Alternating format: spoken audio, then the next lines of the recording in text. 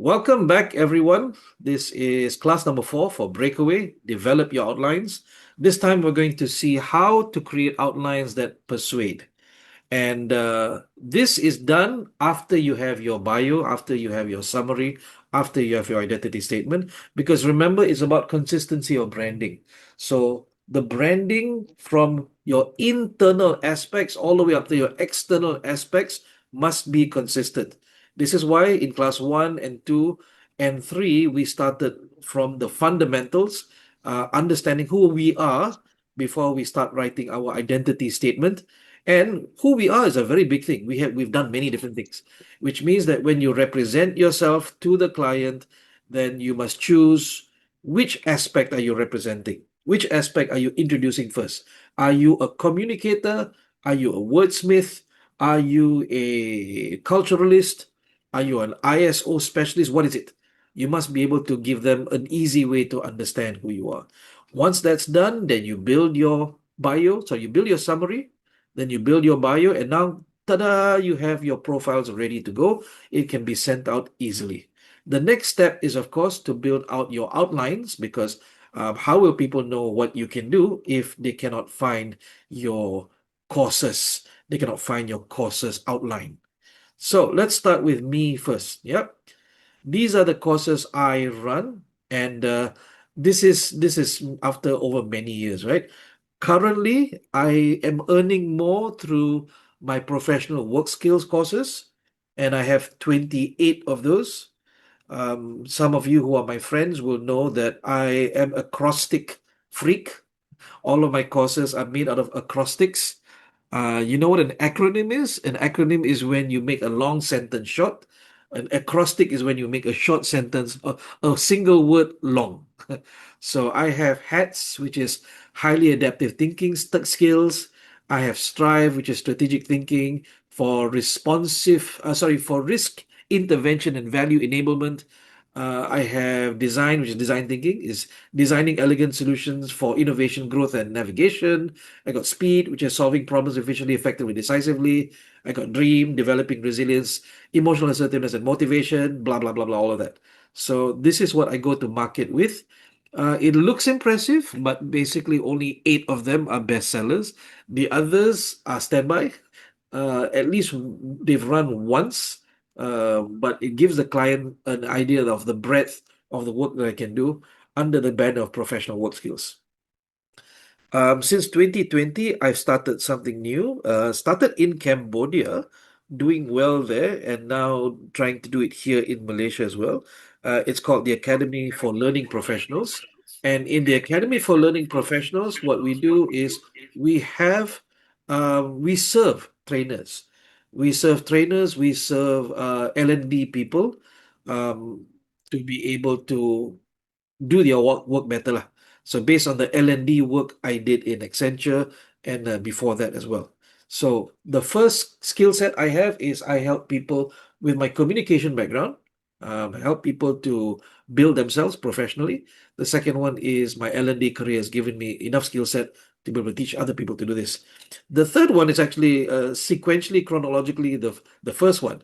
I now am invited by the Jabatan Museum Malaysia to talk about Silat Melayu culture.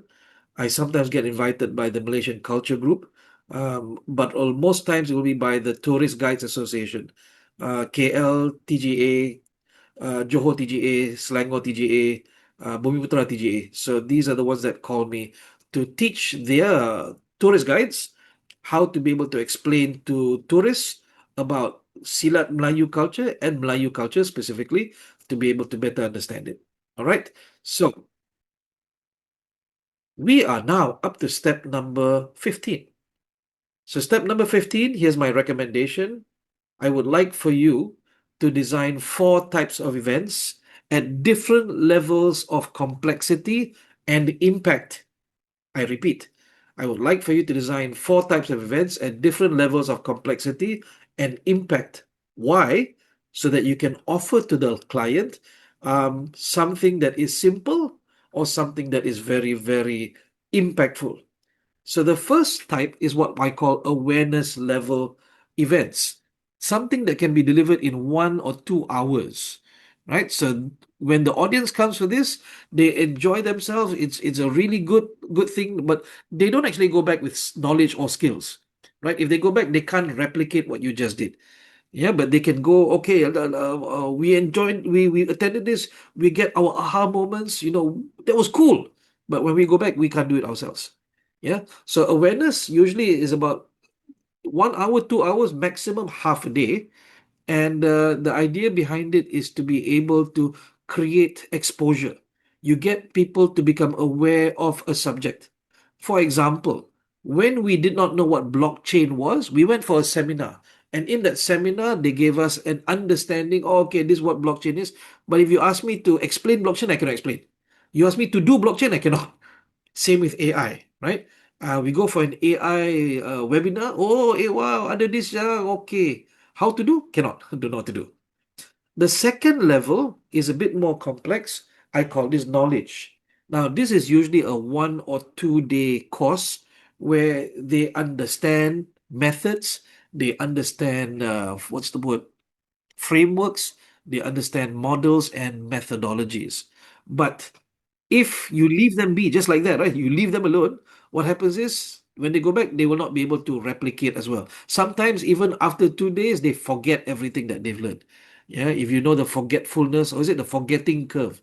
The forgetting curve says that if there is no reinforcement, there's no monitoring, there's no encouragement, there's no rewards, then most people after 2 days will lose 80% by the third day. By the third day.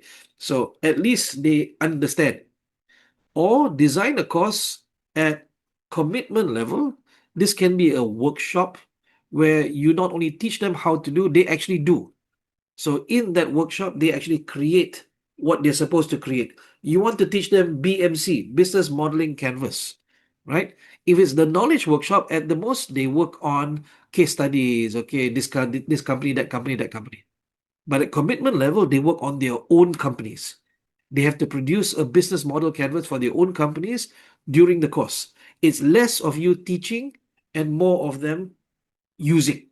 So by the end of the course or by the end of that event, they go back, they go, okay, I've tried it once on mine.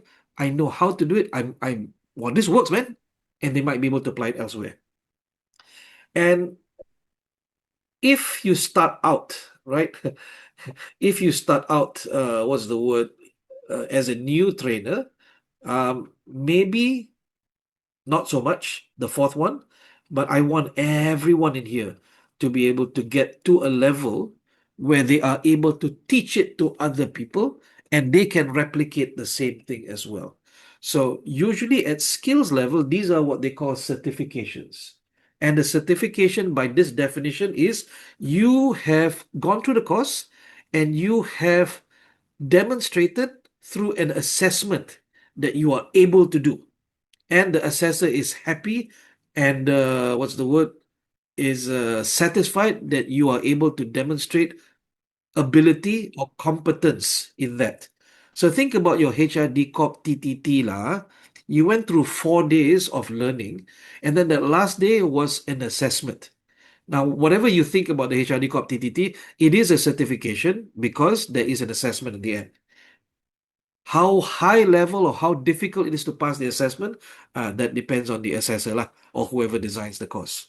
So I would like for you eventually in your trainer life to one day be able to come up with a certification program that teaches people to do what you are able to do, right? Whether that certification program is tagged to an organization or not, that's a secondary thing. But you must be able to, be able to leave behind a legacy. Which is why I think some of you saw in the WhatsApp group, I was speaking to Hakim. I said, Hakim, maybe it's time for you to create your Life Ranger certification so that you can create more Life Rangers, so that you will have an MLM or network of Life Rangers helping change people's lives throughout the world. All right. What you also need to have is, please do your market research. Don't just create something and then, hey, why nobody want? Yeah, because you made something that nobody needs. So research what the market needs and then match to your capability, what you currently can do. Create a unique approach and offer differentiators. What does this mean? It means that your approach is so different from other trainers that they can see you. But if your approach is the same, then nobody can see you. You become invisible. So you must have differentiators, things that differentiate you from one or the other. All right. We haven't even started writing the outline because we're not settled on this yet. Build your brand into your programs. Yes. So if you look at what I do, I love acrostics. I love to whenever I run an awareness level program or something, I will make it an order, an instruction like breakaway, gamify your learning, things like that. So build it into your program, make it consistent across the board. I've seen some trainers, their course titles are not consistent. Sometimes they use acronyms, sometimes they don't use acronyms. So it doesn't create a narrative for the client to see. And then last but not least is please design a program outline that is easy to read and easy to reuse.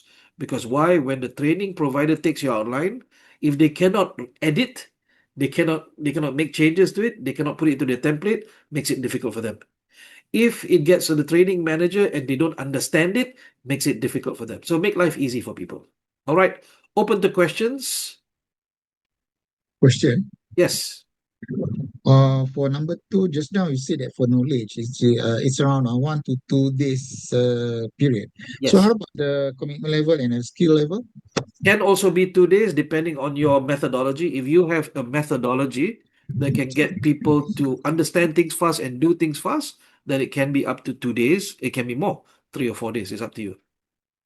So for commitment and skills, there will be no period, a certain period, right? For skills, much longer, lah, depending on what you are teaching. If you're teaching how to ride a bicycle, well, okay, so that skill maybe 1 day can.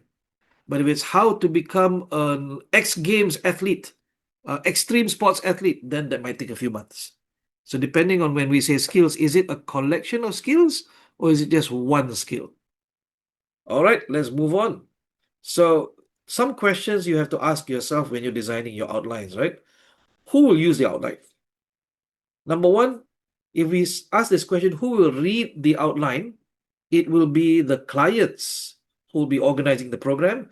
And in some cases, it will be the participants because clients also have the tendency, they malas kan, they will just forward the outline to the participants. Hey, you're interested to join this course? Register here.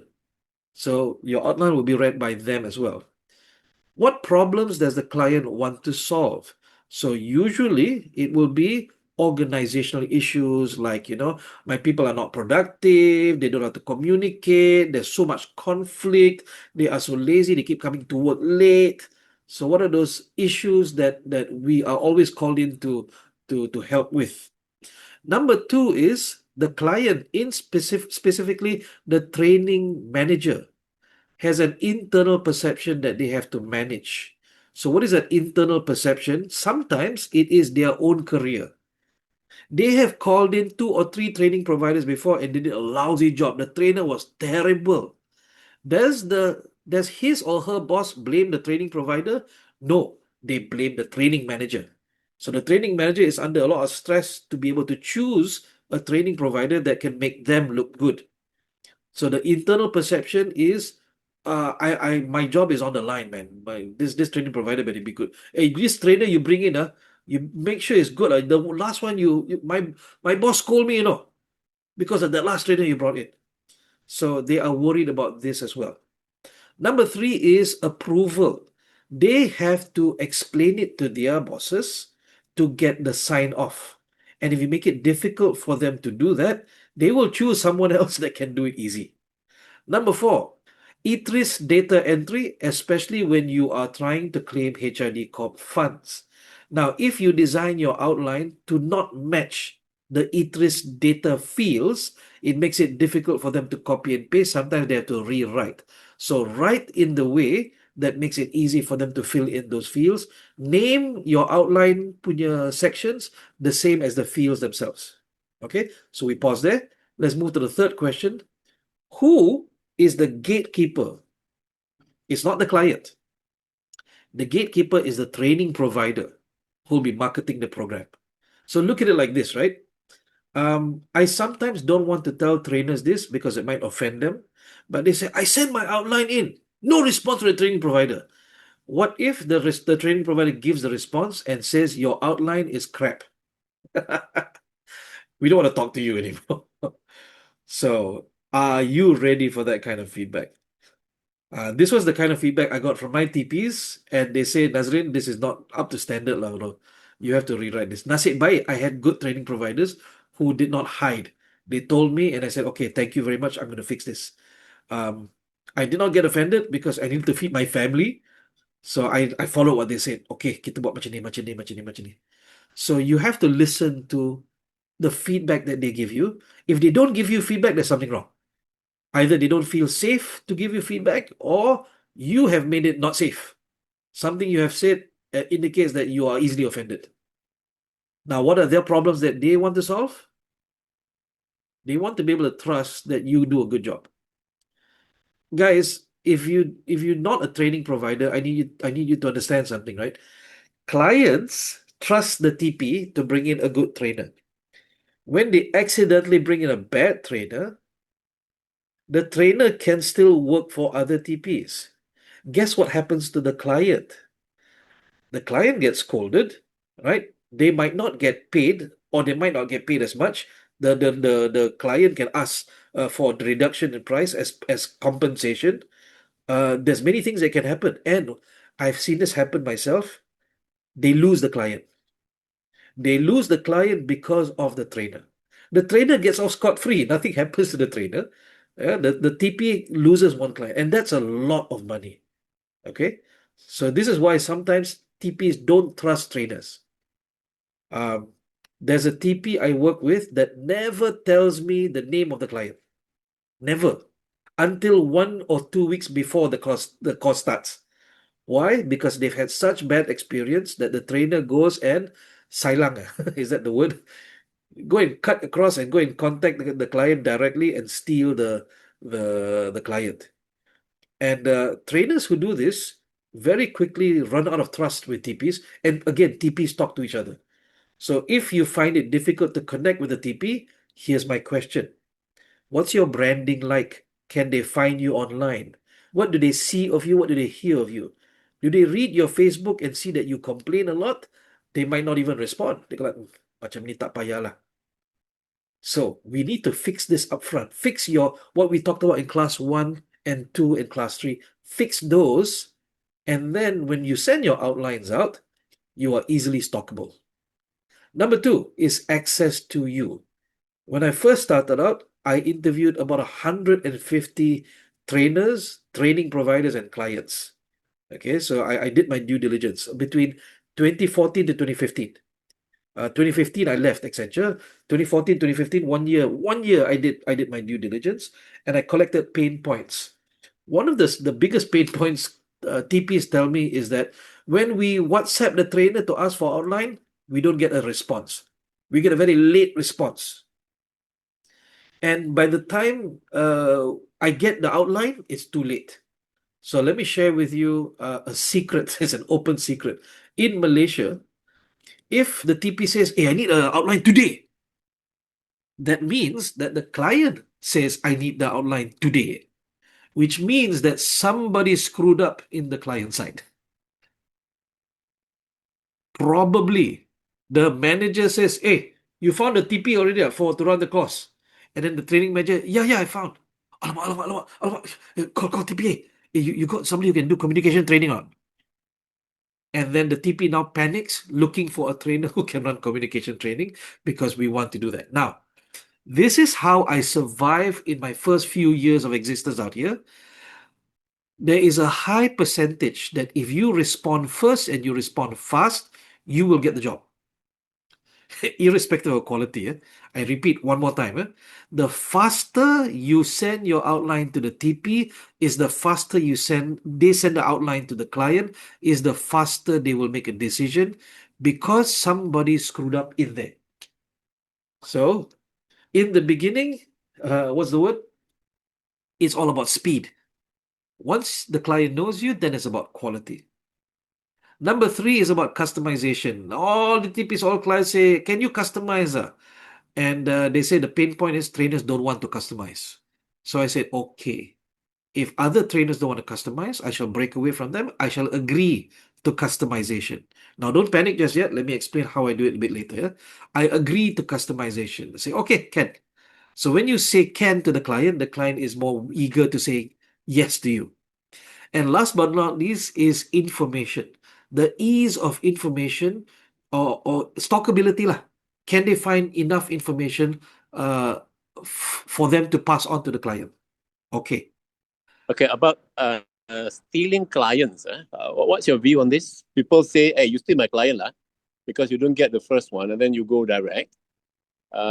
Is there such a rule or is it unwritten rules, that kind of thing? Explain the situation to me, please. Explain the scenario. Okay, let's say I submit one proposal through a Right. TP to a client, Yes. and then okay, I was a success. I conducted one class, Right. and then the client liked me, and they came back to me and can we go direct with you? So the TP got to know about it, and they say, "Hey, you stole our client." So that was one situation, lah. Yes, correct. Right. So what's our stand on this? Do we avoid that or what? We avoid that because Uh, here's the question. Whose client is it? okay, they will claim it's their client, lah. How much is the client acquisition cost? I wouldn't know. No How many idea. meetings did they go to? What did they do to build that relationship? Um, how much did they pay their salespeople to connect with the client in the first place? So the client acquisition cost is important for the TP because once they gain that client, the assumption is that how much they paid to the travel and all that Their investment, is lah. yes, is their investment. And um, if they invest in 10 clients and they get only one client, right? That nine to burn tau. The cost of trying to acquire those 9 clients burn lah. And that's Yeah. why they're so pissed off because you did no effort to get this client, and then now you're calling this client your client. So I often I do this, right? I say I make dua that the people who do this eventually get it done to them. Then they'll know what it Yeah. feels like. Karma. Oh, we don't wait for karma. Kita make doa terus. Doa lah. Yes. Nazrin, Yes. my name is Rudy. I have a question. Hello. Hello, How do Rudy. you spell your name? Because you got a WZJO. Rudy. Already. Okay. Yeah. Okay, I have three actually, tapi dua dulu lah. Okay, Proceed. yang pertama kan, Facebook ni is I put all the background stuff, all those benda-benda fun that does not represent me at all lah. Okay. I'm tak sure sama ada it's too late, tapi kebanyakannya I'll put my stuff dekat LinkedIn lah. Itu yang Okay. pertama. Maybe I need your opinion on that. Yang kedua adalah we work with different TP. The challenge now adalah that TP dapat klien yang sama that I've done with other TP. Okay. Okay. And the third one adalah client personally call after kita buat program few months after that, dia call, Rudy, boleh tak? I cakap, tak boleh, tapi we insisted on you. I cakap, tak boleh, tapi we insisted on you. Jadi, help me to go through this challenging situation. Thank you very much. So the first one is where your platform is, kan? So my Mm. platform primarily is Facebook because Facebook is a bit more santai. And when it's santai, my clients or my TPs, they are in a relaxed mode. They're not in judging or assessing mode. On Okay. LinkedIn, they are more assessing. Dia tengok bagus ke budak ni apa semua kan. So my Facebook, they get to see my authentic self. They get to see, and because I don't pretend, what I Okay. teach is also what I do, is also what I think about, what I talk about. So if you go on my Facebook, you'll see that even when I make jokes, the jokes are related to what I teach. Okay. Okay, and Okay. that one is a recent conversion. It started from 2015 or 2016 onwards. However, there are some trainers who like to keep their private life private. So what you do is you create another profile. So you have your profile, you create a page, a Facebook page. So that Okay. becomes your professional one. The profile too, you turn to friends only. Okay. So then it will what's the word? It will sandbox the two lah. It will Okay. sandbox the two, right? That's for the Okay. first question. Does that answer your question? Yep. Okay. For the second one is if you are serving the same client through two, kejap. If you're serving the same client through Mhm. two different training providers, Yep. there is no problem. Okay. Okay? There is no Mm. problem. Unless Mm. you want to tell the other TP, hey, by the way, I'm doing for this client, tapi through another TP tau. I didn't know who the client was until I went for the meeting. Oh, rupa-rupanya it's the same client. There. Okay. Okay? Okay. The Okay. third one is by sheer adab, go back to the TP and say, this client has reached out to me. They want me to do some consulting work that is not training. I would like Mm-hmm. to ask for your permission or your opinion. I'm giving you first right of refusal because we Okay. have built that relationship. What do you think? Okay, and then Okay. you Okay. negotiate from there. And kalau Okay. misal kata you think that they deserve some sort of introducer fee ke apa ke, have it clean. Okay, this has Mm. happened to me a couple of times already, and one Mm-hmm. of them, so I did a program for KKM under a training Mm. provider, and Okay. then the training provider, then KKM reached out to me directly, and they said, Nazrin, we would like for you to do this. So I went back to the TP. I said, they're asking me to do this. What's your opinion? They Mm. said, go, itu rezeki you. So now Mm. KKM is my client through the introduction of that program from that TP. Okay. Okay. Okay. Um, Okay. whenever there is doubt, clarify. Don't keep quiet. You must remain. If the definition of professional, right, Mm. is you know where you stand, you know where everyone stands, you communicate your stand. Kalau dia tak suka, tu belakang cerita. Tak, you say this is what I do. So did I answer all three questions? Yep. Thank you very All much. right, you're welcome. Thank you. Okay, nak Saya ada recap. satu soalan. Silakan. Sorry. Ladies first. Oh, terima kasih Cik Maim.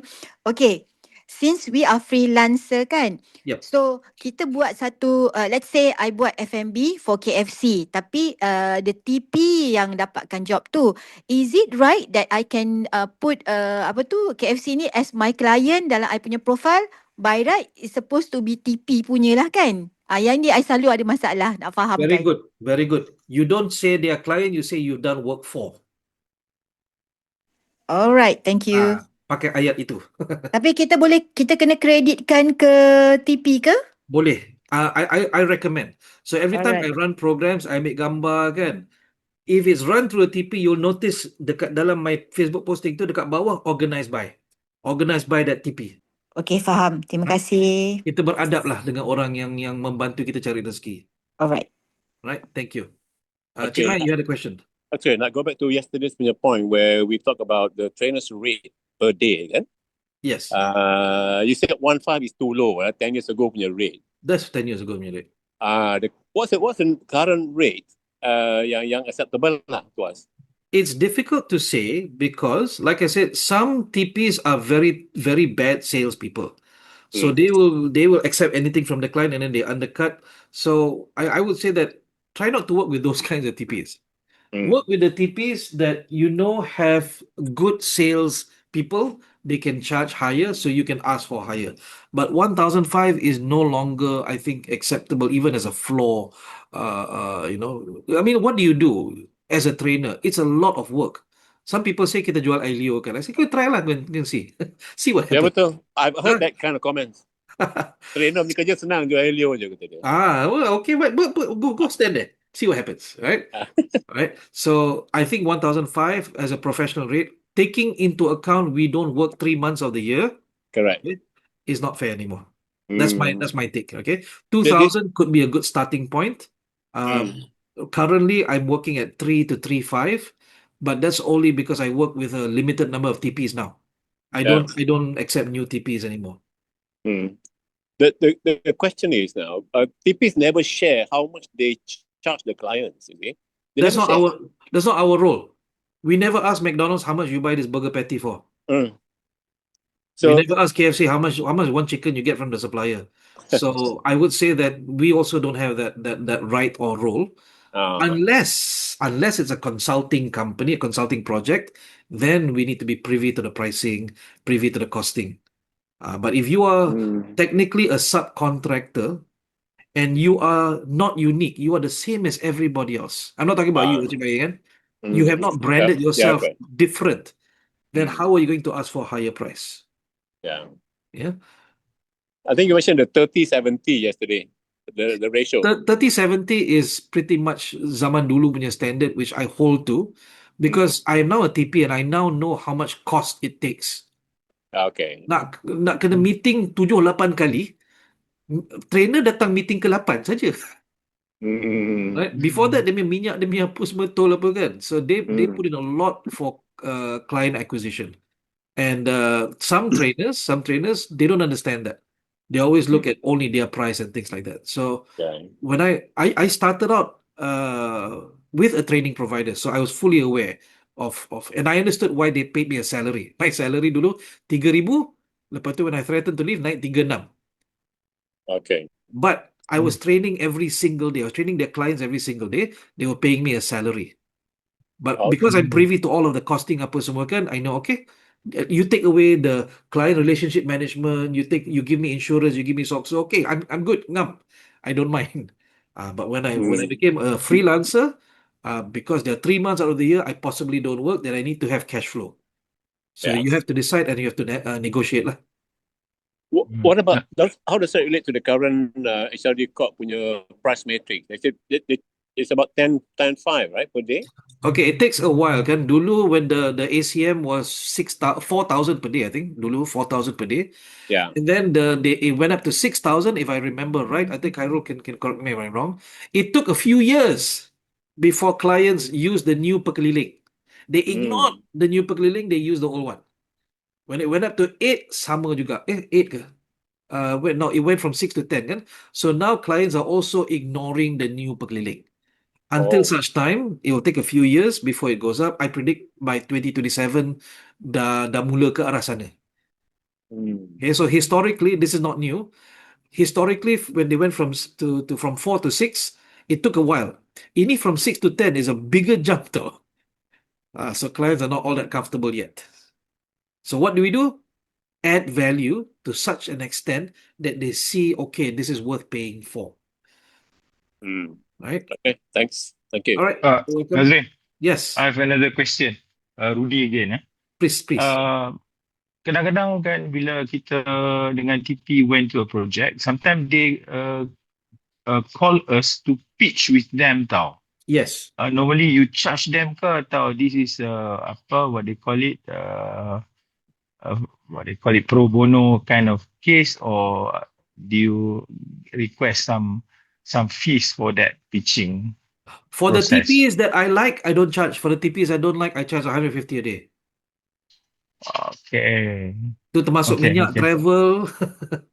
Uh, So the TPs that I like, I partner with them, they partner with me.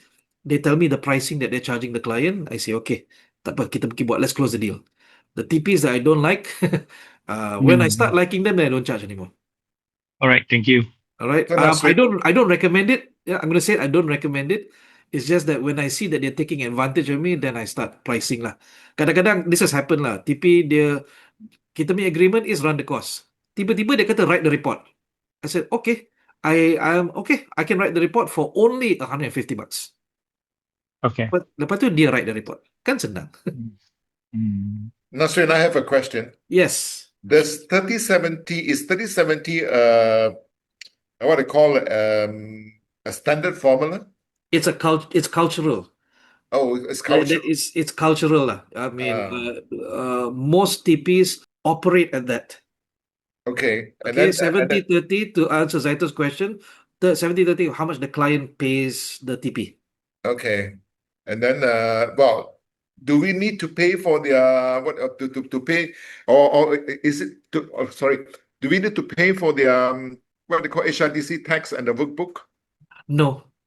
The workbook, they handle the work, they handle client acquisition, they handle client relationship, they handle materials, accommodation, transport, food.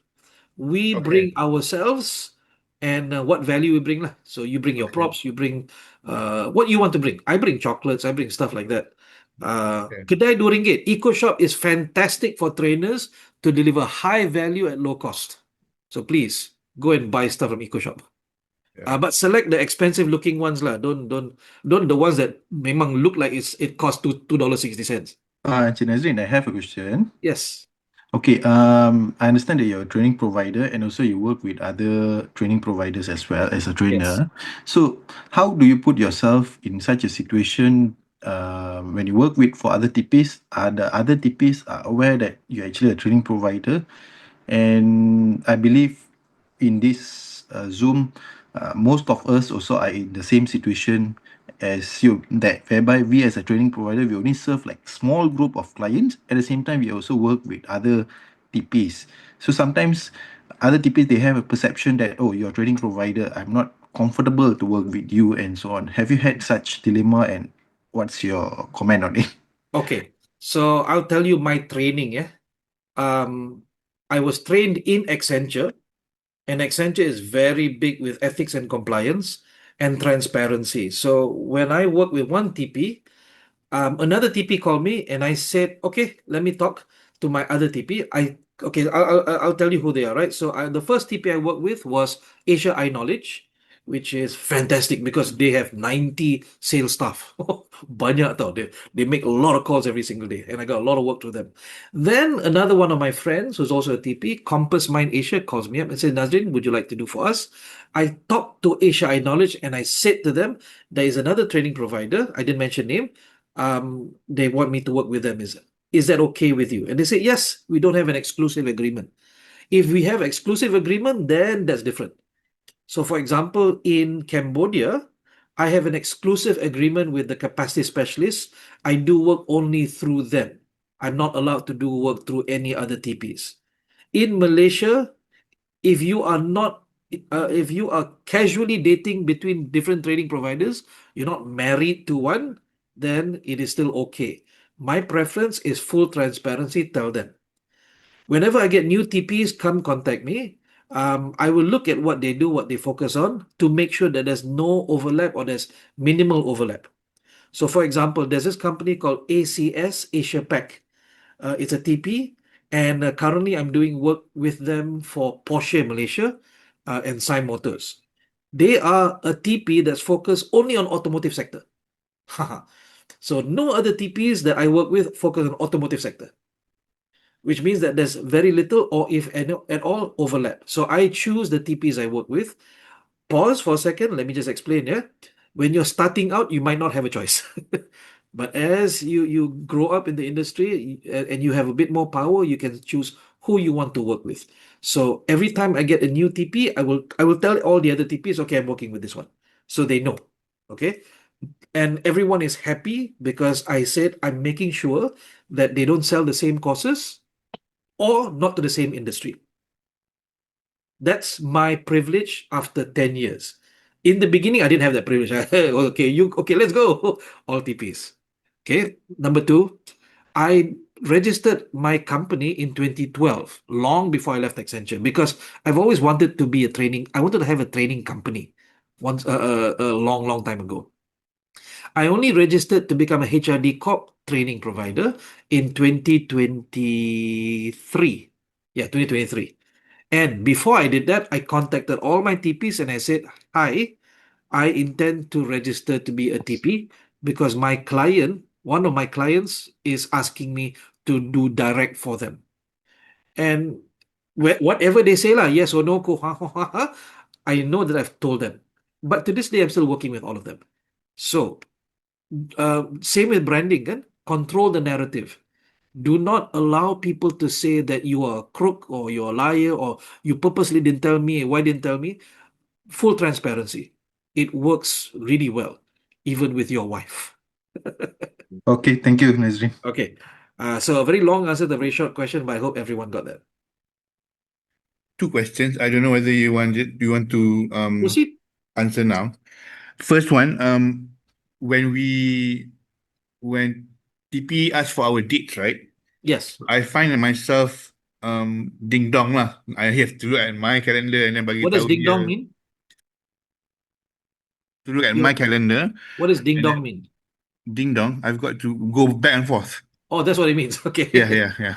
Go back and forth. Letting them know my available dates and stuff like that lah. Right. Is there? Do you send your calendar straight? Can we send our calendar straight to them to do software, or do you have a mechanism for that Yes, that we we'll talk don't about have it. to? We'll talk about that tomorrow about how to Okay, be cool. visible. But basically, my Google Calendar is fully updated, and if they see an empty space, they can soft book that and then tell me. I see. Okay, but you will address that tomorrow lah. Okay, I'll good. address that tomorrow. Yes. The other question is this. I think it's more about narrative, but my preference, I would like to train more at communication skills, thinking skills, trainings. I love to do that. But majority of my work right now is team building, and my TPs love me doing team buildings. How I just want your opinion. How do I transition from team building to um soft skills, I suppose? Yeah. Okay. The easiest one is ask for it. Have you asked for it from them? If that's not the case, then go find a TP that specializes in communication and thinking skills, and then start fresh with them. Okay. Thank Right? you. That's the easiest one. So to share with you my journey is that when I first started out, I accepted anything they would give me, right? But most of the time, because these two companies, Asia Eye Knowledge and Compass Mind Asia, they do a lot of work with manufacturing, a lot of SMEs. Yeah, that's why I say my other TPs, they don't do SMEs. So these two specifically, they work with SMEs quite a bit. And they kept giving me operations level people, which was fun, which was fun. The challenge was operations people would tell me, "Thank you very much, Mr. Nazrin. I really enjoyed your course. But when I go back to work, my supervisor will insist I use his way." And that that pissed me off. And I said, okay, I don't want to do operations level anymore. I told all my TPs, please, from now on, if at all possible, don't give me operations level anymore. Give me management level, middle managers. Because even in Accenture, I was training middle managers and senior managers, and even CEO, C-suite level pun ada. So please give me middle managers and above. I don't want to do operation level anymore. Did they give me immediately? No, but the trending was there. Okay, so then I got to work at middle management level, because if I do operation level, I cannot make any change. But if I work at middle management level, I will impact them and the operations level. Why I don't do it at C-suite level? Because they're also the guild. And I don't think there's any amount of money you can pay me to help fix the guild one. But what I do at middle management level, they will eventually become upper management in a few years' time. And this is where I reap the benefits of that investment. I get now called back from previous clients, through TPs or directly now from the people I trained, and they remembered me and they say, hey, let's call Nazrin back. So one example is Honda. I did Honda a few years ago with a TP. I've never met. I've never met a TP. It was all done online. And then when Honda came back to me, they said, Nazrin, we would like for you to do this. And I said, okay, let me get in touch with the TP. The TP phone number changed. I don't remember the name of the TP. I don't know who. Habis. Okay. So I said, okay, since I cannot contact the TP back, then we go direct. So I served Honda directly. Um, then I started, okay, so now back to the story again. Then I said, okay, middle management is fine, but also I don't know if I can create change at a more impactful level. So I started telling my TPs, give me more learning journeys, give me more longer term development programs. Give me three-month programs, 6 month. I don't care. As long as I get to help them get all the way to skill level. They get to change their behaviors, they get the impact that they're looking for. Stop giving me hit and run workshops. Did they stop? No, they still give me. I still do hit and run workshops, but I look for projects. I look for learning journeys. Okay, so how does that work? It works well because of what I can do.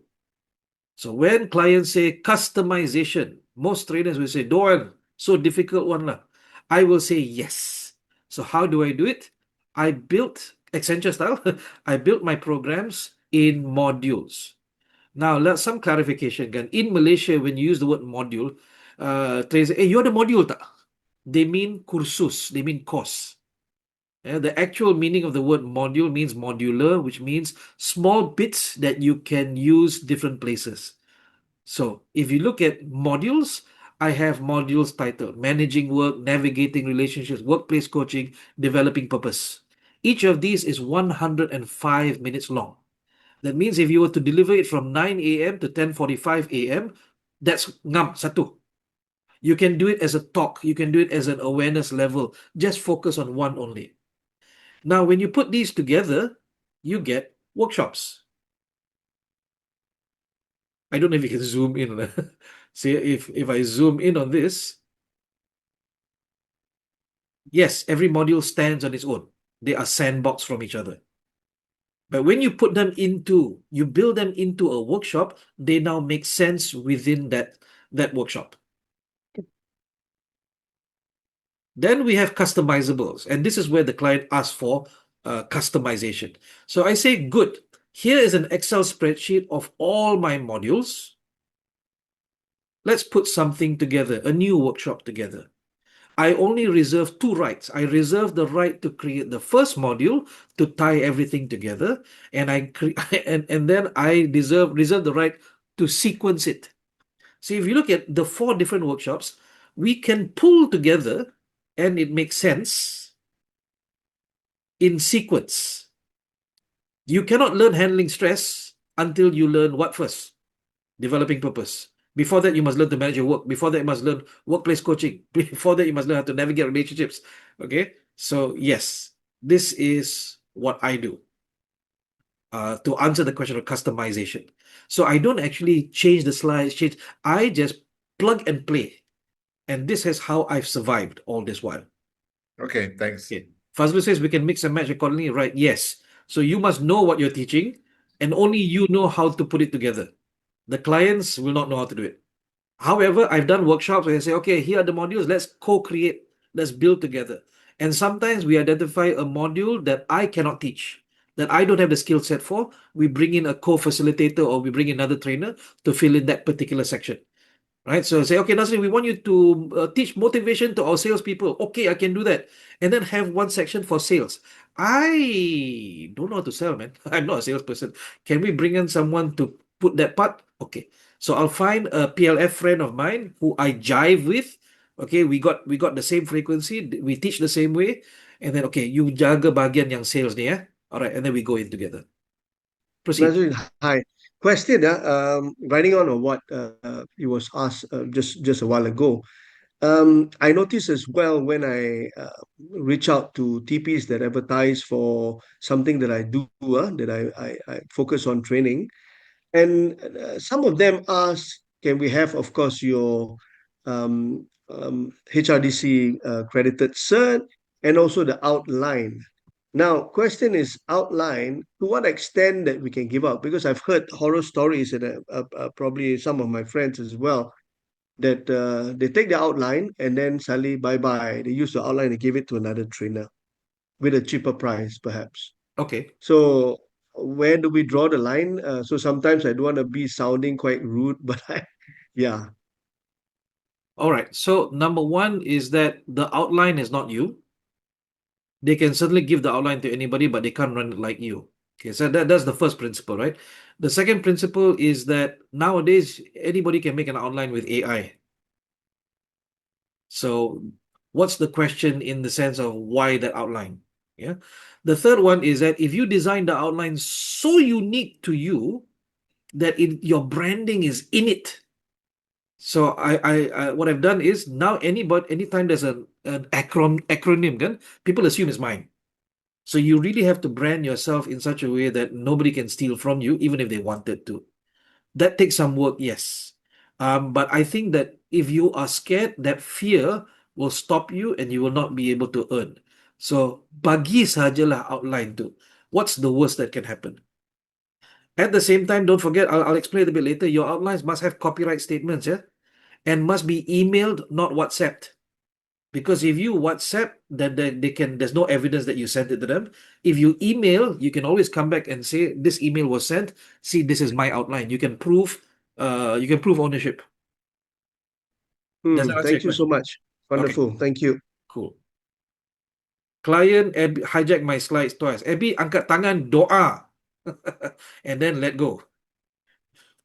Elias says, how many Lego block makes up one day? 6. 3 modules per day. 9 to 10:45, 11 to 12:30, 12:45, and then 2 to 3:45, and then last one is just a 1 hour wrap up. So for 2-day workshop is 3. For 1-day workshop is 2-day workshop is 6. 1-day workshop is 3 a day. Because for the life of me, I cannot cram 4 modules into 1 day, as much as some trainers like to do that. Okay, good. Let's proceed to learning journeys. Now, I highly recommend that eventually you graduate to learning journeys. What are learning journeys? They are longer-term development programs that can be built using modular courses and interventions such as coaching, mentoring, projects, online work, things like that. So examples are like leadership and professional development program, where you can put in different modules. So here we have a 2-day foundation, followed by 2 days, maybe a month later, for clear, and then so this is like a 7-month journey. 1, 2, 3, 4, 5, 7-month journey, and then a capstone where at the end they have to prove that they are competent in this, right? So you can do that. Or I like this one. You can do a total 60-day program where foundation course 2 days, and then you got core courses, coaching and project for 56 days, and then graduation for 2 days. All right. So these are proposals that I've sent out before. Tak dapat. But this one dapat. So we pitch this one. Okay, so you can do Clear, Coda, Prep, and Leap, and then we do the connections over Google Classroom and WhatsApp, and in between they have learning reflections. So either it's coaching or learning reflection or project, whatever. They have to do something in between. Okay, do you understand learning journeys, or what questions do you have? All good? So what is a learning journey for? Well, it's to aim for higher on the Kirkpatrick scale. So if you just run a 1 or 2 day program and you leave it at that, the most you can get is L1 reaction or L2 learning, if any lah. But don't forget, after 2 days they go home, they forget. So did you actually reach level 2? When you do a full learning journey, the retention is higher, the behavior change is statistically better, and you could even get results and actual results change. Okay, so we've spent quite a bit of time. It's an hour now because we started an hour ago. Now let's talk about the actual outlines. So your outline must have a basic anatomy. These are benda-benda yang wajib. And using Ilyas's term, ding dong, I've ding dong back and forth with clients and training providers until I've gotten one that does not get queried anymore. No more query. Okay, so these are the bones, the bare bones of an outline. You must have these things, and these things must answer the 4 questions. Who will read it? What problems does it solve? Who is the gatekeeper? Okay, so you must answer the 4 questions that we talked about. So let me show you my example of my outlines. And in the website, I've given you full access to all my outlines. So you get to read them. And as you can see, they're branded to me. They're branded to Nazrin. They're branded to not just logo, but they're branded to, copyrighted to, acronym, acrostic is all my style. So first off, the program title must be interesting, must be memorable, must be descriptive. The feedback I've received from my clients is, we chose you because your title sounds interesting. Every other trainer that sent to us is problem solving and decision making. Semalam I dapat 20 outlines that said problem solving and decision making. Yours is the only one that said solving problems efficiently, effectively, decisively. Damn, this is good. Now, is that the title of the course that actually runs on the day? Not necessarily. Mr. Nazrin, my boss kata kan, we like your title tapi can we change it to problem solving and decision making? I say can, no problem, because you know what the title was for? It was to get through the gatekeeper. That's all. I'm not, what's the word? I am not nostalgic. No, I'm not sentimental to my titles. I'm not sentimental to anything I create. Kalau you kata it doesn't work for you, let's create something else. Okay, I've learned not to be sensitive about things like this. Let's do the job. Let's serve you. Okay, so the title must capture attention. Number two, the description must be straightforward and descriptive. Tak payah panjang-panjang. Problems are a big problem in the world today. Since COVID-19, we have seen the world change. Brother, training manager got no time to read all of that. Just go straight to the point, okay? Tell them what the cause is.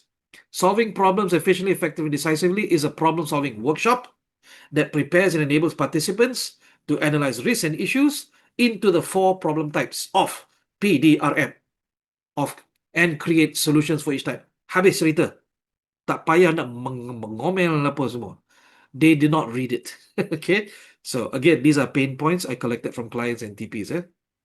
Learning objectives. Make sure that your learning objectives map to Bloom's taxonomy. Yes. Make sure it maps to Bloom's taxonomy because now the client sudah pandai.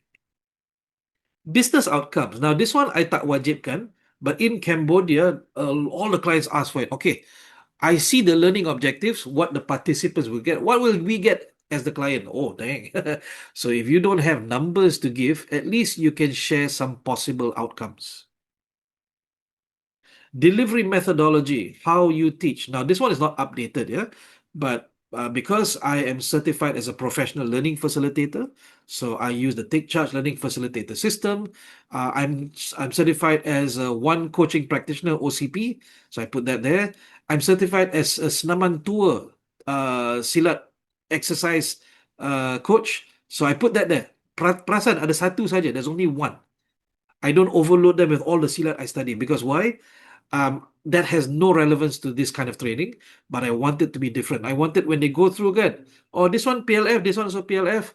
Oh, this one got coaching. Hey, this one got Senaman too. What is this? This is interesting. Put something that is easily Googleable so they can search on their own. So this is an example of that. Logistics. Guys, I need to really sell this to you, kan?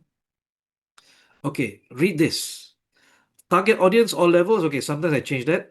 Maximum class size, 30 participants. Pernah dihantar 50, okay. And I go, no. So from then onwards, my outline will specify 30 participants. Dress code, comfortable attire pun boleh. Kadang-kadang I ask for sportswear. Facilitated accommodation and meals borne by client. Facilitated transport borne by client. Okay, here's what happened. I had a direct client once, and I showed them the outline. We agreed. We signed everything apa semua. It was in Desaru. Yeah, it was in Desaru. By the time I got there, they were giving out hotel room cards because by the time I got to the hotel, they were giving out hotel room cards already checked in to their participants, to their staff. So I went up to her and I said, "Hi, everything okay? So how do I get my hotel room?" And she said, "Oh, you can just go and check in." And I go, "Check in? What do you mean? Do you have a key for me?" And she said, "Oh, no, you have to check in on your own." And I said, "That's not the agreement." And on my phone, I pulled up the PDF and I showed it to her, and you can see her face go ashen white. So you need to have something in writing to protect you from stuff like this. Otherwise, the training provider or the client will take advantage of you. So please protect yourself with some logistics, some statements down there.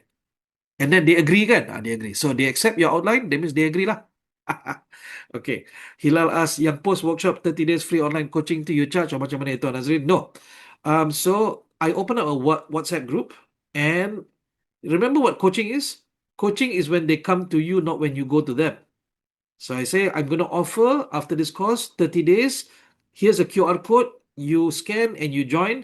For 30 days, I'll give you some content. I'll drip content in, and you can ask me questions in there so we can do group coaching. If you want to DM me from there, pun boleh, I will respond when I can. Now, this bullet point is actually not for the participant. As much as I love my participants, it's actually for the client. This is how I survived in the first few years of my career, where when the client gets 20 outlines and they see one senior trainer charge, let's give a number lah.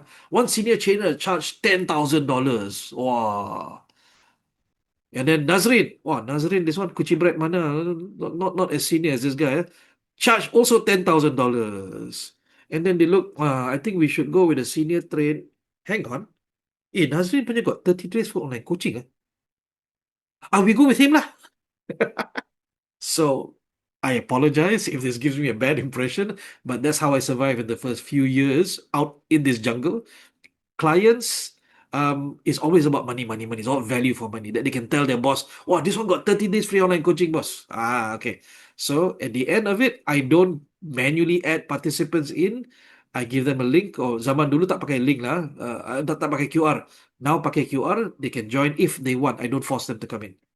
And then when they're in, I do my best lah for those 30 days. And to answer your question, no charge. It is bundled in. This is why I have 80 WhatsApp groups right now. Some of them I wrap up, some of them I just started. So at any point in time tu ada banyak gila lah. Now, if you're not willing to do that, don't. All I'm saying is, this is what I do to stand out, to break away, to survive. Okay. So the program value add, what you bundle in or you opt in. Opt in, that means kalau dia minta baru dapat. Nazrin, I experienced, I just more or less did the same thing as what you do lah. I created a group and then later, once the TP know that I create the WhatsApp group and the participant is going in the group and what. And after the postmortem, a friend of actually I got the training from my friend, and he went to the postmortem meeting with the TP. And then the TP said, "Oh, they heard that I collected the participants' number." So they said that it shouldn't happen because they have a bad impression. Maybe I want to later in the future have something negative or what lah. So what's your comment on this? Did you ask permission from the TP to open the WhatsApp group for the participants? Maybe that is my I'm not asking for that lah. Yes. Right. So remember that they are not your clients; they are the TP's clients. So anything has to get the TP's tacit approval, or put it into the outline so that the TP knows, okay, this is what Nazrin can provide with our permission. Okay, thank you. Nak kahwin dua tetap kena cakap bini pertama ya. Itu namanya beradab dengan bini pertama. I'm triggering a few people. I'm so sorry. All right, let's move on. All right, so we got the program schedule, and then we have the module descriptions, having descriptive learning outcomes and tools. Now, this is free and easy. You can do it however you want this. You describe. I have put this for the clients because when I do this, the clients say, easy to understand. Rather than describe the contents, tell me what they're going to get. Oh, okay. And then after a while, after a couple of years, the clients kept asking, what tools do you use? What tools do you use? Okay, I started adding on. So this iteration is by far the one that doesn't get queried anymore. The clients look, they see it. And also put something in there that's Googleable and something that's non-Googleable. For example, PDRM is my own formulation. When they Google it, they cannot find it. But right now, if they search for it, they'll find articles that I have written on LinkedIn and also on social media that describe it. So at least they can find it now lah. Scamper, of course, you can find. You can Google for it. Brainstorming, rapid prototyping, things like that. So have a mix of something that they can easily find and something mysterious. Here is some additionals that you can add in. Okay, activity client photos or client logos when you have permission from the client to use them. And a copyright statement, please, because this might not eventually make its way to the client, but it is something that you send to the TP to assert your copyright. And please do not send it through WhatsApp, send it through email, because then you have evidence that you have sent it. Okay. In terms of how you write it, this format is very aligned with how the client and puts in the information, client and training provider puts in the information into the e-trace.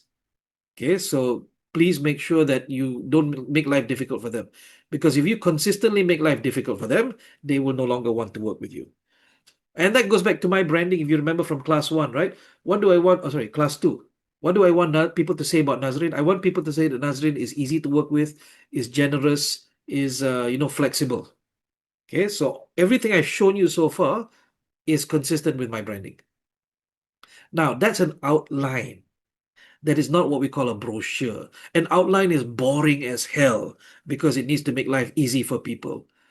A brochure is something that's colorful, okay? It has very, very bombastic words. It has a lot of copywriting, very marketing spiel, because you're trying to get the participants to sign up for the course. So when I did this for my client, I sent the client the outline and they said, Nazrin, can you create a brochure or poster that we can put up in our departments? And I said, okay, poster, there, go.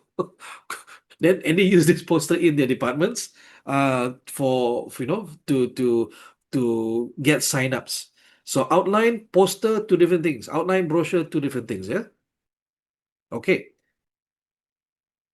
Using AI, I have given you in the website, okay, a GPT. And I've also given you a prompt that you can use to create your own outlines very, very fast. But please do not send those outlines immediately. Go and edit them. You can put in client requirements and it will give you a draft. Please remember, AI is always draft, yeah? Then we go to step 17. And again, questions just pop into the chat. This was Ilyas's question about access, right? So access first to outlines and then later on calendar. Create a drive, whether it's OneDrive or Google Drive or Dropbox or whatever it is. Give access to your training providers so that they can quickly take your outlines and use them. Now, some of you don't trust training providers. I understand. At least keep it somewhere that you can forward very, very quickly through email or WhatsApp. But even if you, okay, I need to send very fast, I send through WhatsApp. But don't forget, also send it through mail. Yeah, also send it through mail. This is what I do. I prepare my outlines in different versions. So I have a half-day version, a one-day version, a two-day version, a three-day, two-night for government work, 3-day, two-night version, and virtual as well. We keep it stored in an editable document format, which means that Microsoft Word, when you give PDF, it makes life difficult for them and they grumble. Ilyas, yes, that's what this course is for you to start copying me and then eventually finding your own. Go ahead. I give it all to you. Ambil lah. That's the whole point of this. Now to answer Ilyas's question for calendar. You can have a calendar. If you don't want your private calendar to be out there, you can use a different Gmail account and then create your professional calendar, your work calendar. And you can, there's settings. If you go into the website, there is a video that teaches you how to do this.